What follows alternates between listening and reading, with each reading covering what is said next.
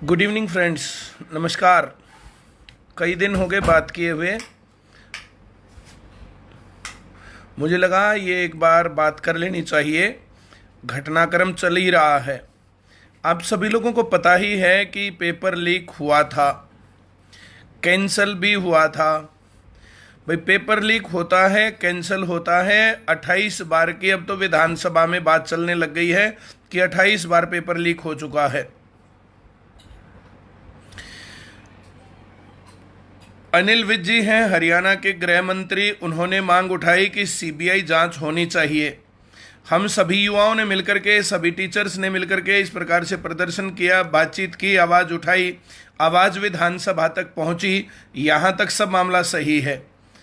अब तक अगर हम ये कहें कि सरकार को पता नहीं चलता, तो सरकार को पता तो चल गया, विधानसभा तक भी पता चल गया। अब सख्त कानून लाने की बात भी कर रहे हैं, ये सही है। पर मेरा सवाल ये है कि सीबीआई जांच से इनकार क्यों? अगर सच्चे और ईमानदार हैं तो सीबीआई जांच से इनकार क्यों? और अगर सच्चे और ईमानदार नहीं है तो फिर पोस्ट पर क्यों बैठे हुए हैं भाई? ये जो है ना, युवाओं को जो है, जैसे इतना आसान मामला नहीं है। अगर इस बात को ढीला छोड़ेंगे ना तो ये फिर से ऐसे ही होने वाला है।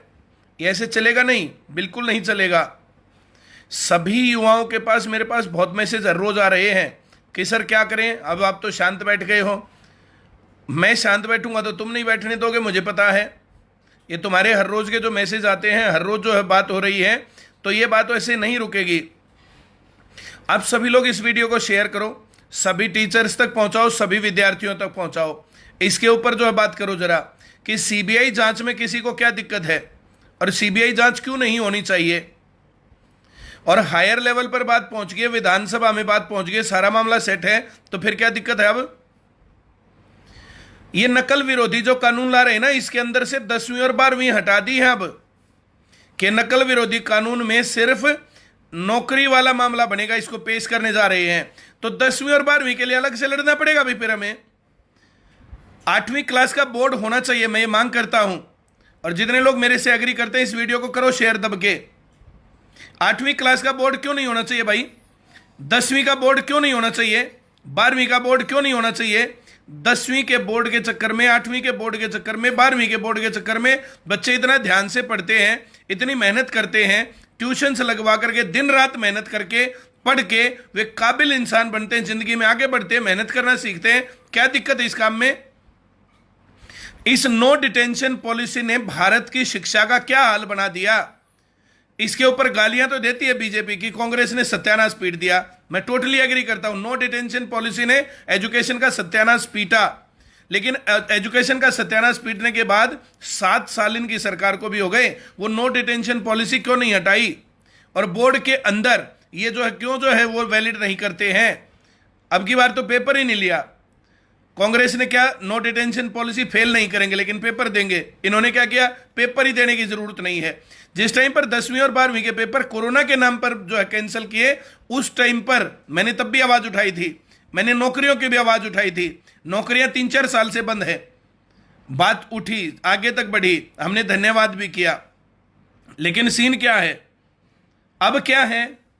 नौकरियों का प्रोसेस स्टार्ट होने के बाद हमें क्या मिला, बच्चों को क्या मिला? वही डाक के 3 पात।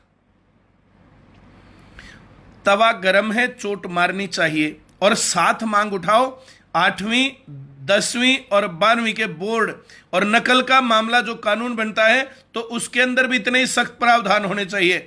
नौकरियों का भी जैसे 10वीं 12वीं का सालाना काम है, वैसे ही नौकरियों का भी सालाना काम होना चाहिए।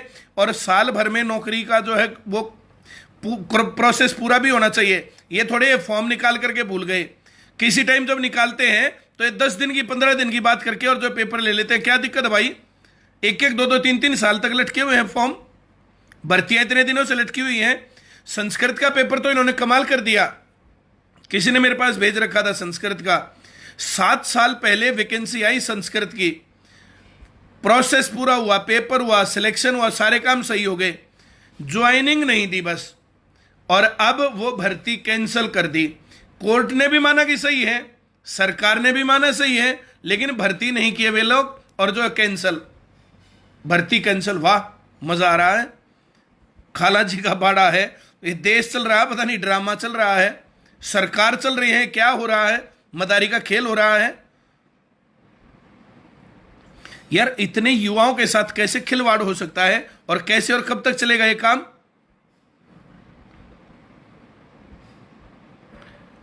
एक दो दिन के अंदर या तो ये जो बहस होनी है उसके ऊपर, पेपर लीक के मसले के ऊपर, सीबीआई जांच की मांग मानते हैं, इसको शेयर करना तब के कभी फिर ये बात ऐसे रही।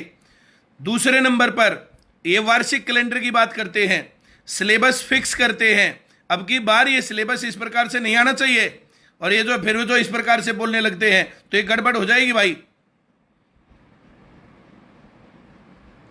वार्षिक कैलेंडर फिक्स करो, सिलेबस फिक्स करो, और तय सीमा भी फिक्स करो कि कितने दिन के अंदर भर्ती प्रक्रिया पूरी होगी।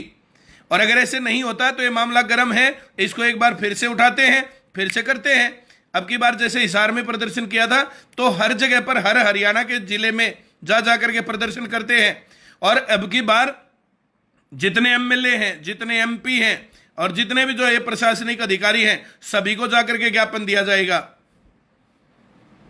बड़े लेवल पर फिर से करते हैं, इसको सीआईडी तक, इसको आईबी तक, इसको सरकार तक, मीडिया तक, सभी स्टूडेंट्स तक, सभी टीचर्स तक और आम जनमानस तक इस बात को पहुंचाओ कि नकल से किस प्रकार से देश का फायदा होगा, पेपर लीक से किस प्रकार से देश विश्वगुरु बनेगा। हद कर दी बेशर्मी की।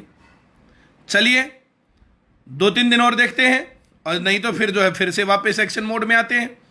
चलो, बहुत बहुत धन्यवाद सभी लोगों का, थैंक यू वेरी मच।